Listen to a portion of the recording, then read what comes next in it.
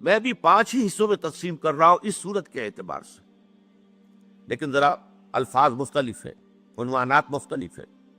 میں اس صورت کے الفاظ کو عنوان بنا رہا ہوں۔ قرآن مجید میں آپ دیکھتے ہیں کہ خاصا بڑا حصہ قرآن مجید کا تاریخی تفاصیل پر مشتمل ہے۔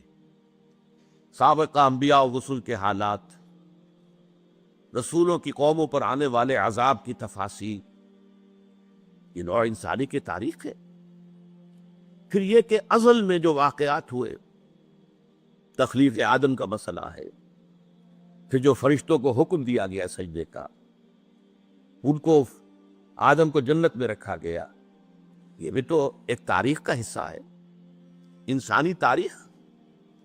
اور پھر یہ کہ ابد کا معاملہ جو آنے والا ہے، اس سب کو آپ نوٹ کیجئے۔ زمانہ در حقیقت اس سب کو کور کر رہا ہے۔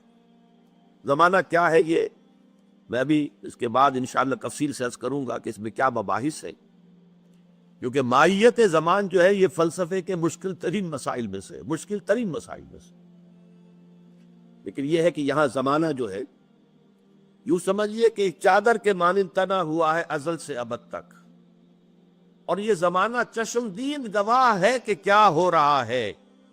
اس زمانے نے قوم نوح کو غرق ہوتے دیکھا ہے، اسی زمانے نے قوم ہود کو برباد ہوتے ہوئے دیکھا ہے، اسی زمانے نے، جیسے علامہ اقبال ایک جگہ کہتے ہیں، یہ ستارے جو ہیں می نگریم و می رویم، می رویم و می نگریم، ہم چلتے رہتے ہیں اور دیکھتے رہتے ہیں دنیا میں کیا ہو رہا ہے۔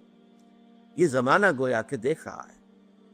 تو گویا کہ اس سب کے لیے ایک لفظ آ گیا یہاں پر، والعصر۔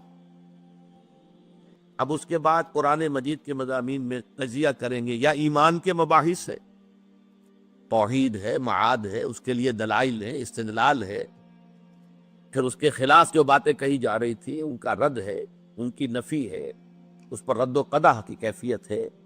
ایمان کے مباحث بہت بڑے مباحث ہے، اور مکی صورتوں کا تو اکثر و بیشتر حصہ انہی پر مشتمل ہے۔ اس کے بعد تیسرا مضمون کیا ہے؟ عمل صالح۔ یہ کرو، یہ نہ کرو، یہ بھلے کام ہیں، یہ برے کام ہیں، ان کو چھوڑنا ہے، نیک کام کرنے ہیں۔ اب اس کے لیے آپ کو معلوم ہے عمل صالح کا پہلا منزل کیا ہے؟ انفرادی شخصیت کیسی ہونی چاہیے، انفرادی سیرت و کردار میں کیا چیزیں ہونی چاہیے، کیا اوصاف، کیا چیزیں اپنے اندر پیدا کرنی چاہیے، معاشرے کی کیا اقدار ہونی چاہیے، معاشرتی اقدار کیا اصول ہونے چاہیے، تنظیم معاشرہ، سب سے پہلے تنظیم خاندان، جسے کہ شاہ ولی اللہ کہتے ہیں تدبیر منزل کہتے ہیں نا مکان کو، فلاں منزل فلاں منزل، یہ منزلوں کے مکانوں کے نام ہوا کرتے تھے، جیسے وزیر منزل تو تدبیر منزل۔ پھر یہ کہ ایک معاشرہ جب وجود میں آتا ہے، پھر ریاست وجود میں آتی ہے، اس کے کیا اصول ہونے چاہیے، کیسے اس کو چلانا چاہیے، یہ ساری چیزیں عمل صالح کے اندر آوے۔ تیسرا مضمون قرآن مجید کا بہت اہم، دعوت اللہ، دعوت الحق، امر بالمعروف، نہی عن المنکر، شہادت حق، اقامت دین، جہاد فی سبیل اللہ، اور ان سب کے لیے عنوان تواصوا بالحق۔ اور اس کے بعد مضامین، صبر کرو، یا ایھا الذین آمنوا اصبروا وصابروا ورابطوا واتقوا اللہ، صبر کرو، مصیبت میں صبر کرو، آزمائشوں میں صبر کرو، مخالفین کی طرف سے پرسیکیوشن ہو، صبر کرو، میدان جنگ میں نقد جان ہتھیلی پر رکھ کر حاضر ہو جاؤ۔ یہی تو مضامین قرآن مجید کے ہیں۔